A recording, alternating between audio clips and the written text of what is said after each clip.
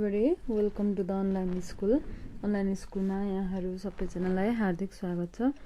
आजको भिडियोमा हामी युनिट 3 को इकोलोजी एन्ड इन्भाइरोन्मेन्ट भन्ने युनिट को अनचपिङ अ ट्री भन्ने च्याप्टर पढ्न गइरहेको छौं। पेज नम्बर 109 मा छ। W.S. मार्विनले लेखेको एस्से छ इकोलोजी एन्ड इन्भाइरोन्मेन्ट सम्बन्धी। यहाँनिर माथि एमएस मार्विनको इन्ट्रोडक्सन दिएको छ। उनको विषयमा उनको कृतिको विषयमा यो तपाईहरुले हेर्नु होला सर र पढ्नु होला। तपाईलाई फाइदा नै हुनेछ राइटरको बारेमा एसेस्टको बारेमा थाहा पाउनु भयो भने।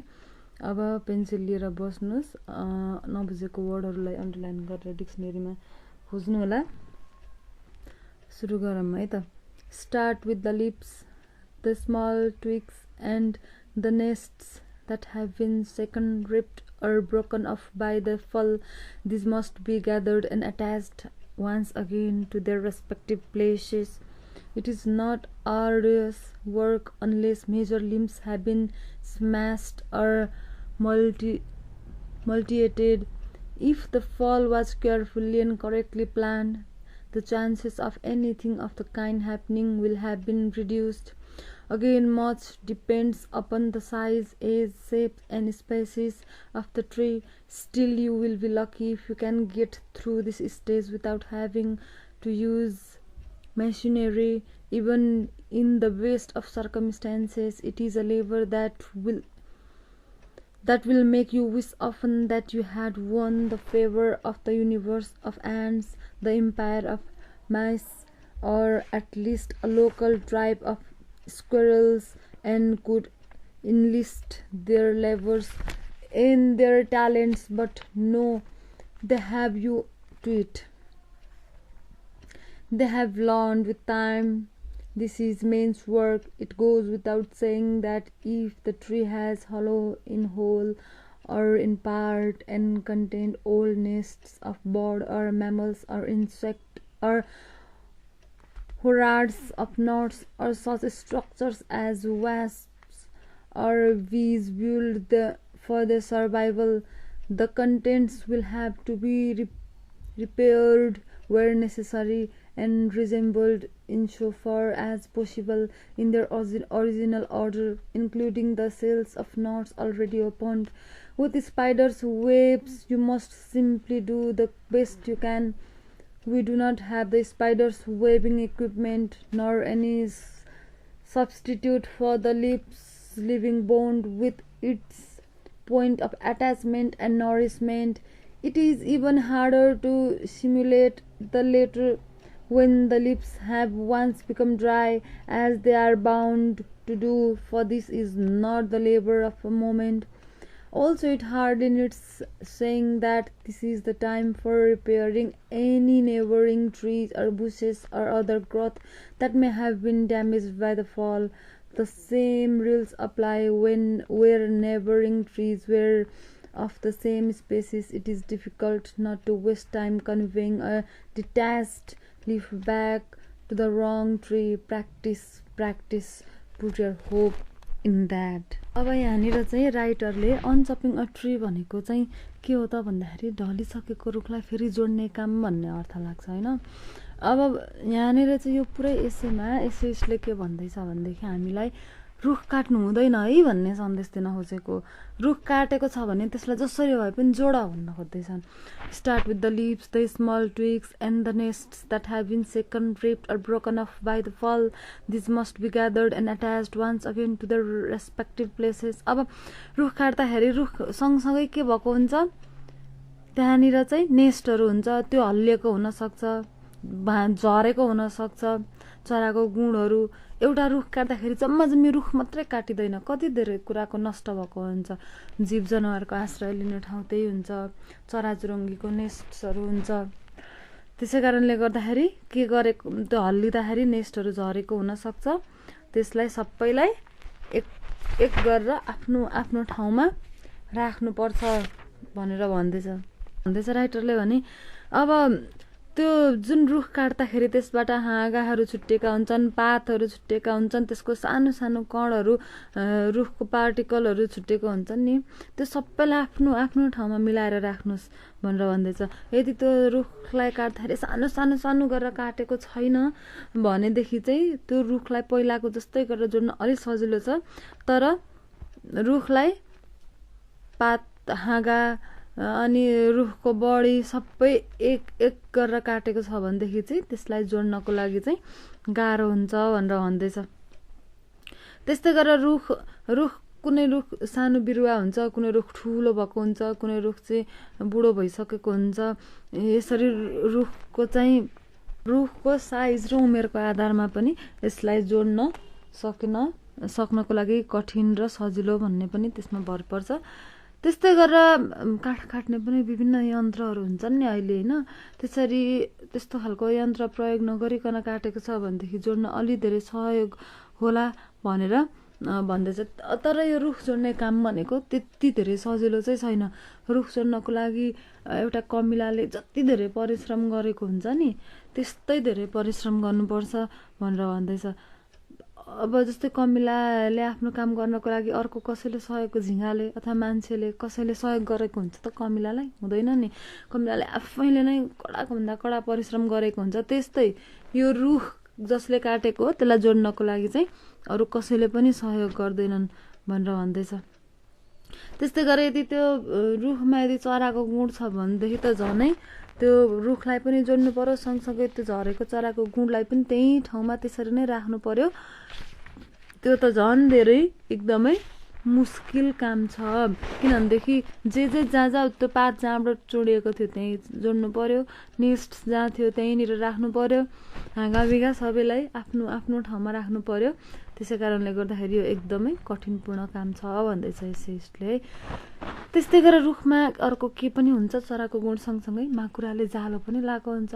माकुराको जालो छ भनेदेखि त्यो पनि हटाउन मिल्दैन, त्यो पनि जहाँ जस्तो अवस्थामा थियो त्यस्तै गरेर राख्नुपर्छ भनेर भन्दैछ। त्यस्तै गरेर एउटा रुख लड्दाखेरि के हुन्छ, अरू छेउछेउको सानो सानो बोट बिरुवा, नजिकैको रुखहरू, हाँगाबिगा पनि सबै भाँचेको ढलेको हुनसक्छ। त्यस्तै कारणले एउटा रुखलाई मात्रै जस्तो थियो त्यस्तो बनाएर हुँदैन। त्यसले आफू ढल्दा जति कुरा नाश गरेको हुन्छ सबै कुरालाई पनि जस्ताको तस्तै राख्नुपर्छ भनेर भन्दैछ है। त्यस्तै गरेर अरू रुखहरू पनि त्यसरी नै ढलेको छ भनेदेखि त अब झन् नै धेरै कठिन हुन्छ रुखलाई जस्तोको तस्तै अवस्थामा ल्याउनलाई भन्दैछ। तर पनि तपाईँ आशा गर्नुहोस्, हिम्मत नहार्नुहोस्, तपाईँले एकदमै होसियार भएर आशा लिएर काम गर्नुपर्ने हुन्छ भनेर भन्दैछ यहाँ यसले। Now the tackle must be put into place or the scaffolding depending on the surroundings and the dimensions of the tree. It is ticklish work. Almost always it involves in itself further damage to the area which will have to be corrected later, but as you have heard, it can't be helped, and care now is likely to save you considerable trouble later. Be careful to grind nothing into the ground. At last the time comes for the erecting of the trunk. By now it will scarcely be necessary to remind you of the delicacy of this huge skeleton. Every motion of the tackle, every slight upward heave of the trunk, the branches there elaborately resembled panoply of leaves. Now it will draw from you an involuntary gasp. You will watch for a leaf or a twig to be snapped off yet again. You will listen for the noise of stiff in a hollow limb, and you will hear whether they are indeed falling into place or are spilling in disorder, in which case, or in the event of anything else of the kind, operations will have to cease. Of course, while you correct the matter, the raising itself is no small enterprise. From the moment when the chains tighten around the old bandage until the ball hangs vertical above the stumps, splinter above splinter. Now the final strengthening of the splinters themselves can take place. The preliminary work is best done while the wood is still green and soft, but at times when the splinters are not badly twisted, most of the strengthening is left until now. When the thorn ends are face to face with each other, when the splinters are perfectly complementary, the appropriate fixative is applied. Again, we have no duplicate of the original substance. Ours is extremely strong, but it is rigid, it is limited to surfaces, and there is no play in it. However, the core is not the part of the trunk that conducted life from the roots up into the branches and back again. It was relatively inert. The fixative for this part is not the same as the one for the outer layer and the bark, and if either of these is involved in the splintered section, they must receive applications of the appropriate adhesives. Apart from being incorrect and probably ineffective, the core fixative would leave a scar on a bank. यहाँनिर यसले के भन्दैछ भनेदेखि त्यो जुन चाहिँ लडिसकेको रुख छ त्यसलाई जोड्ने काम त एकदमै कठिन काम हो। तपाईले अब के गर्नुपर्ने हुन्छ त, त्यो रुख जोड्नको लागि तपाईले लिस्नुको प्रयोग गर्नुपर्ने हुन्छ। लिस्नुको प्रयोग गरेर चाहिँ तपाईले के गर्नुपर्छ, तपाईले अब त्यो रुखलाई यदि जोड्नु भएन भने तपाईले यदि रुख जोड्नु भयो भने तपाईलाई भविष्यमा एकदमै ठुलो दुःख आइपर्नेछ। त्यसै कारणले तपाईले त्यो आफ्नो दुःख हटाउनको लागि भए पनि रुखलाई जस्तो थियो त्यस्तो गरेर जोड्नु पर्नेछ। तपाईले गल्ती गरिसक्नुभयो, रुख काटिसक्नुभयो, अब त्यसलाई प्रायश्चितको लागि भए पनि तपाईले के गर्नुस्, रुखलाई ठड्याउनुस्। के प्रयोग गरेर, लिस्नु प्रयोग गरेर, किनभने रुख अग्लो छ, त्यसलाई जस्तो हो त्यस्तै बनाउनु पर्नेछ, चराचुरुङ्गीको गुणहरू पनि राख्नु पर्नेछ। त्यसै कारणले गर्दा तपाई लिस्नु प्रयोग गर्नुस्। त्यस्तै गरेर रुख जोड्दै गर्दाखेरि यदि भित्रको भाग चाहिँ खाली भयो भनेदेखि त्यस्तो तरिकाले रुख जोडिदैन। सबै सामानलाई ठिक ठिक ठाउँमा राख्नु पर्नेछ। त्यस्तै गरेर तपाईले त्यो रुखको ठुटो हुन्छ, ठुटामाथि चाहिँ तपाईले जुन रुखलाई काटेर त्यसको पार्टिकल छुट्याउनु भएको हुन्छ त्यसलाई त्यो माथि रुखको ठुटोमाथि ठिक ठिक गरेर राख्नु पर्ने हुन्छ।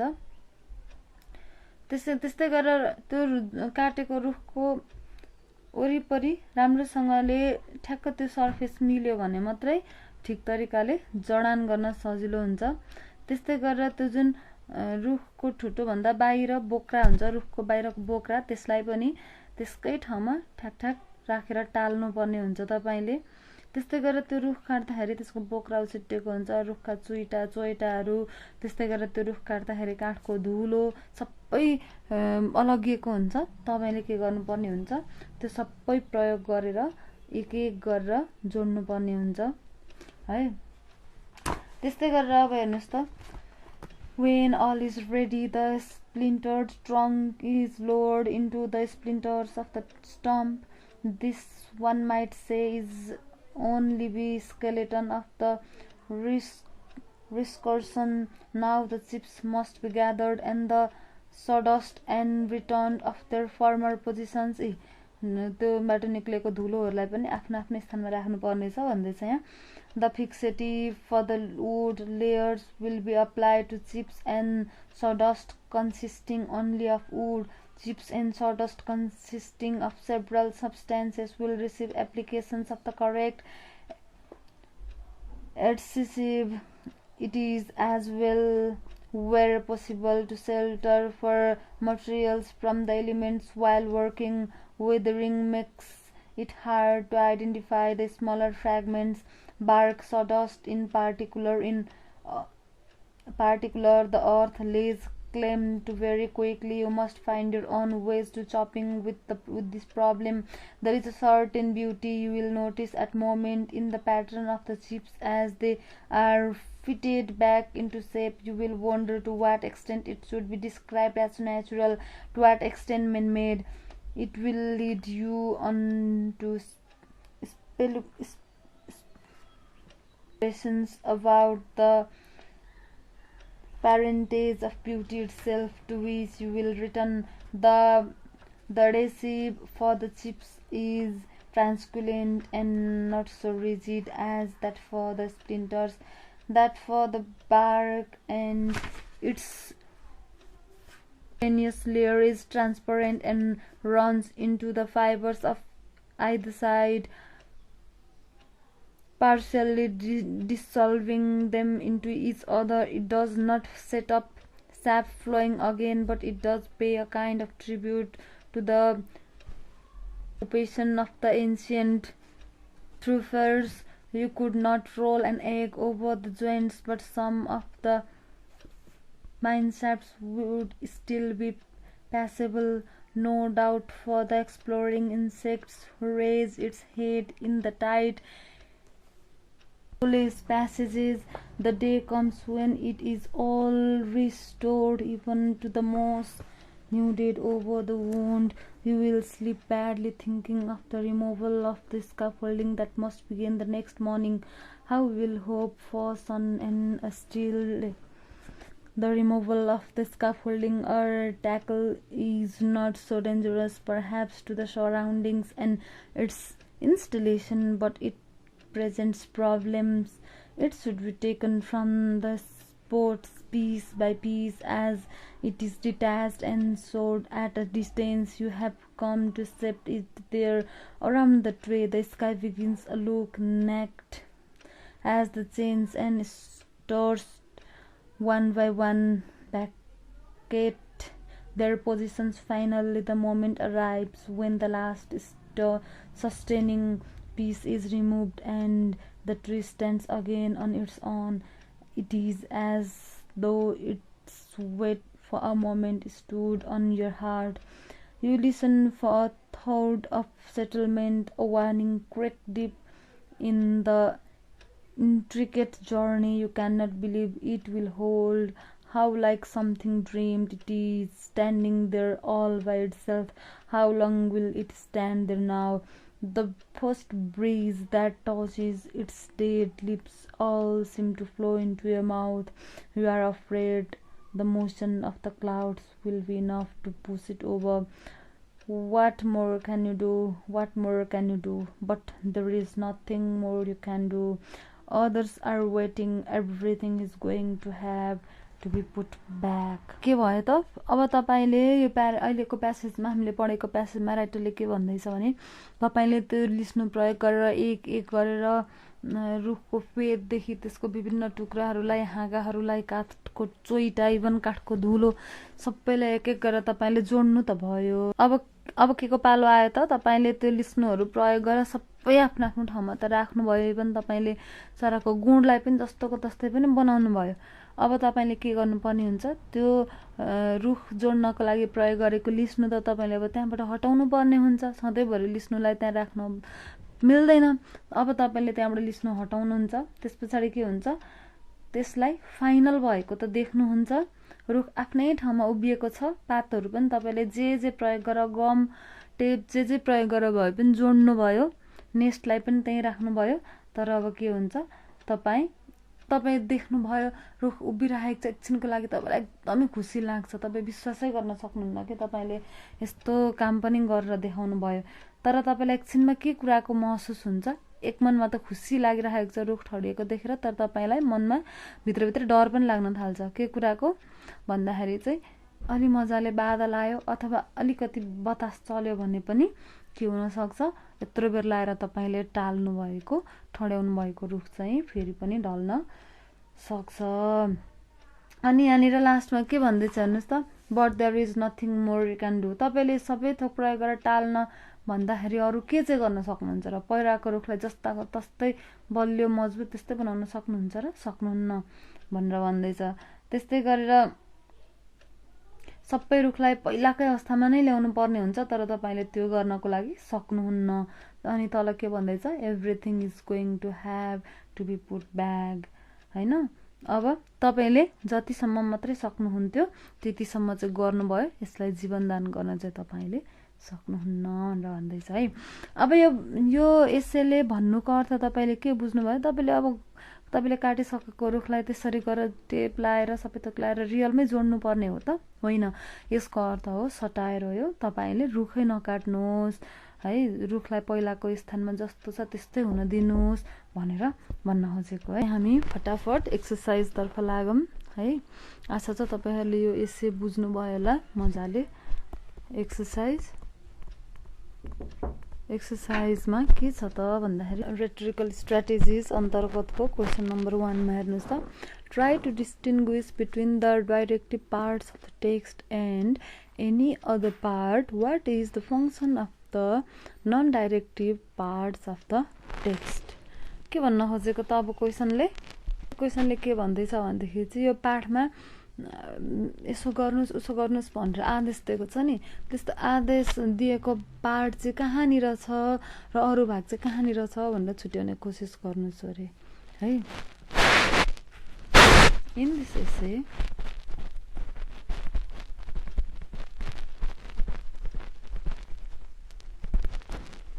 there are 4 directive sentence. The very first and the last 2 sentences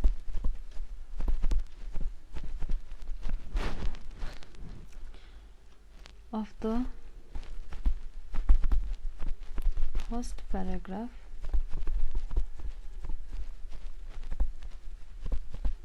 are directive and another directive sentences belongs to last sentence. अब यहाँनिर हेर्नुहोस् ल के भन्न खोजेको छ। यो सुरु हुँदाखेरि यो के भन्छ यसै सुरु हुँदाखेरि अगाडि नै के भनेर सुरु भएको छ त भन्दाखेरि start with the leaves and small twigs and the nests that have been shaken, ripped or broken off by the fall. This must be gathered and attached once again to the respective place. भनेर चाहिँ जुन चाहिँ यसरी चराको गुणहरू सबै त एक एक गरेर भाँचेको छ, बिग्रेको छ, भत्केको छ, त्यसलाई आफ्नो ठाउँमा राख्नुस् भनेर भनेको अर्थ चाहिँ के हो त? यो डाइरेक्टिभ सेन्टेन्स हो। डाइरेक्सन दिन खोजेको छ, अराउन खोजेको छ, आदेश दिन खोजेको छ यसैमा हैन त। Directive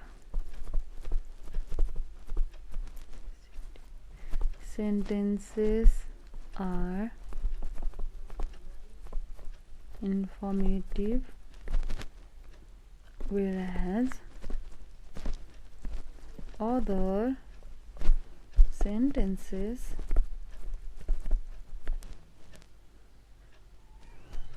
त्यस्तो खालको डाइरेक्टिभ सेन्टेन्सहरु चाहिँ पर्सुएसिभ छ। पर्सुएसिभ भनेको चाहिँ मनाउने, कुनै पनि काम गर्नको लागि।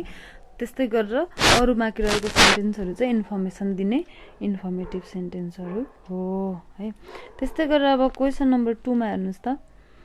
Single out any highly directive sentences. Does any seem to reveal the personality of the speaker? How important is voice in a directive essay? अब यहाँनिर चाहिँ के भन्न खोजेको छ क्वेशन नम्बर 2 मा भन्दाखेरि राइटरले जुन चाहिँ एसेमा आदेशमूलक शब्दहरू पनि लेखेको छ नि, त्यस्तो आदेशमूलक शब्दहरू वाक्यहरू चाहिँ के हुन् त छुट्याउनुस् रे हैन।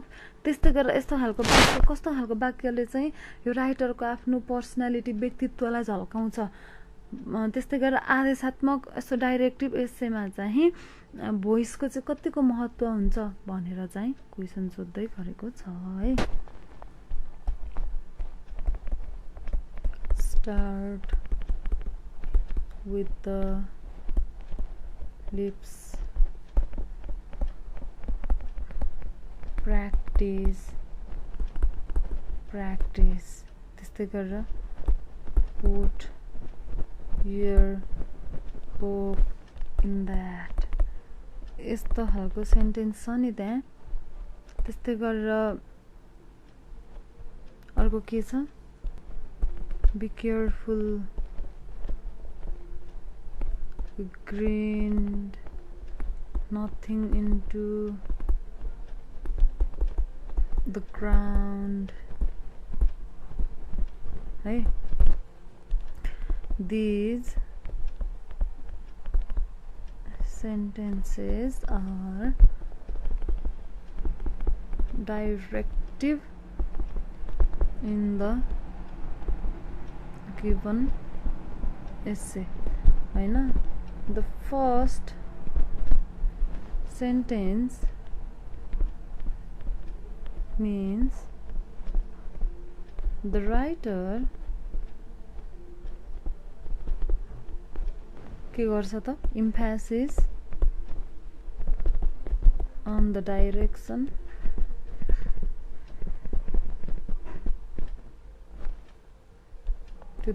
to his readers त्यस्तै गरेर we can say that the writer has a directive personality हामी के भन्न सक्छौं त राइटरको चाहिँ डाइरेक्टिभ पर्सनालिटी छ भनेर हामी भन्न सक्छौं है त्यस्तै गरेर नेक्स्ट हेर्नुस् त डिस्कसन क्वेशन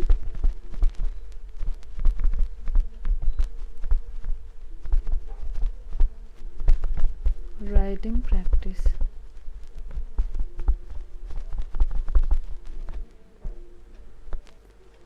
sorry के भएको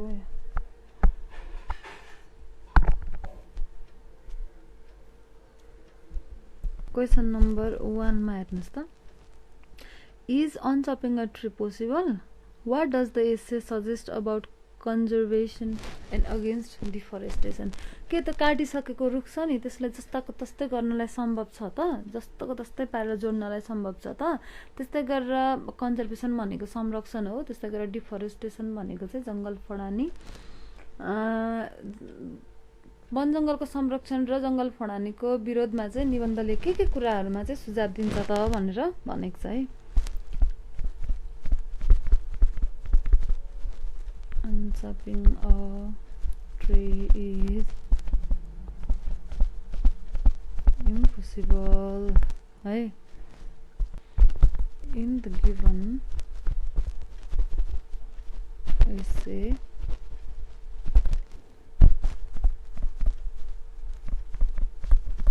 unchopping a tree mean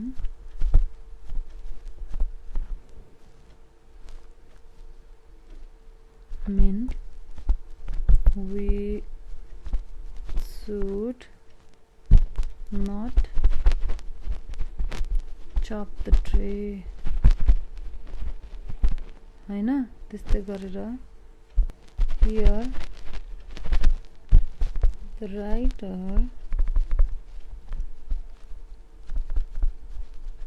writerले के कुरामा जोड दिन्छ त on the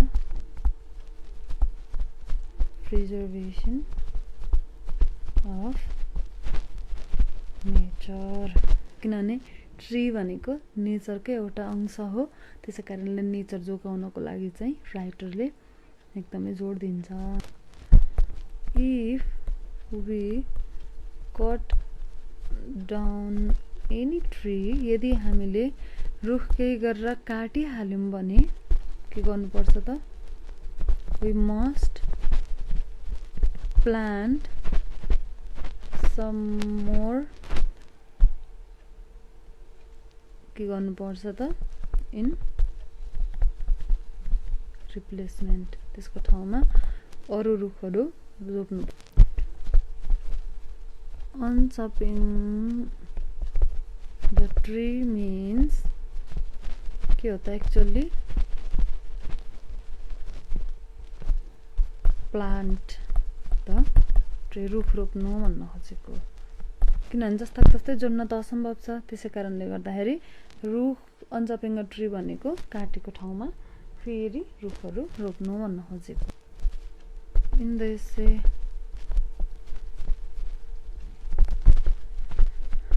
writer wants us that destroying anything is easy whereas it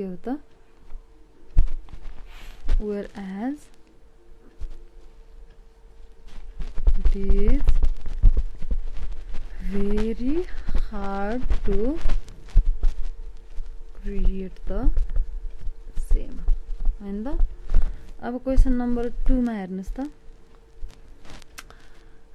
write a directive essay for an impossible project using Marvin's essay as an example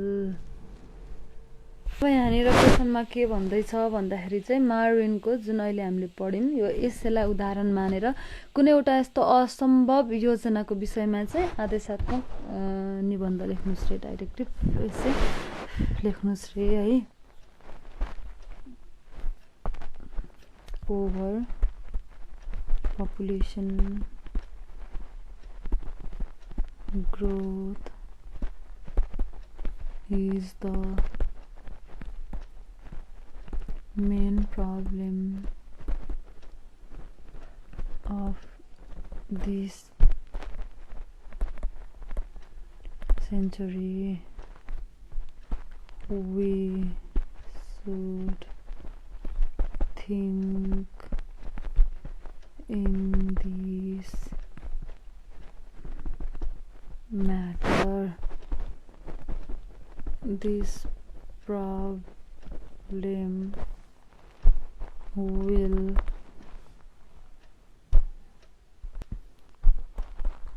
cause many more problems.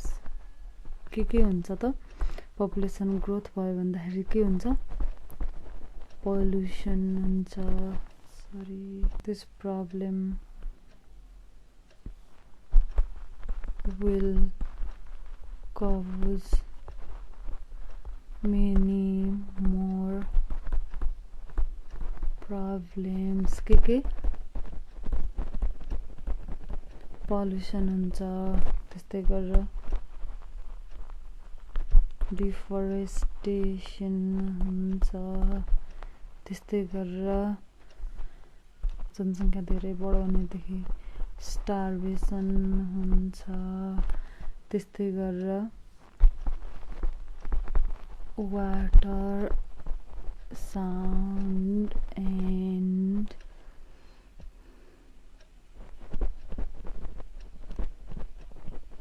environmental pollution हुन्छ है however के गर्नु पर्यो you should control population के गर्नु पर्यो control गर्नु पर्यो त्यस्तै गरेर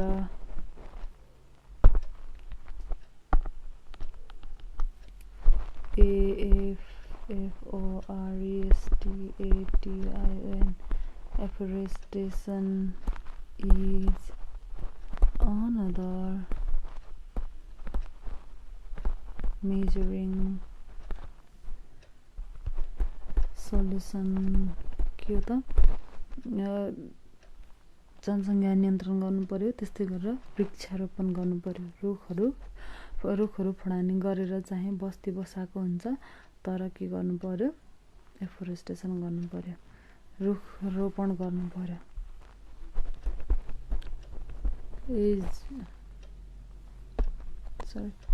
के त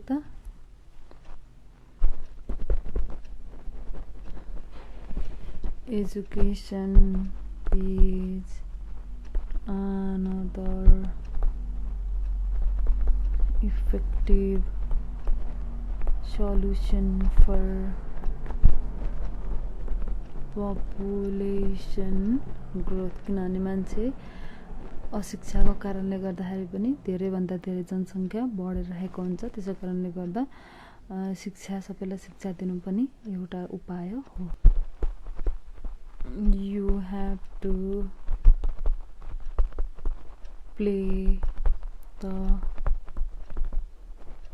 primary role प्रमुख भूमिका चाहिँ तिमीले निर्वाह गर्नुपर्छ यो के भयो त डाइरेक्सन भयो है त आशा छ तपाईहरुले मजाले बुझ्नु भयो यो एक्सरसाइज गाह्रो छैन इन्भाइरोमेन्ट र इकोलोजी सँग सम्बन्धित हो जम्मा जम्मी यो एस्सेको मूल उद्देश्य भनेको चाहिँ वन जंगल फडानी नगरौं र रुख बिरुवा जति सक्दो धेरै रोपौं भन्ने कुरा हो है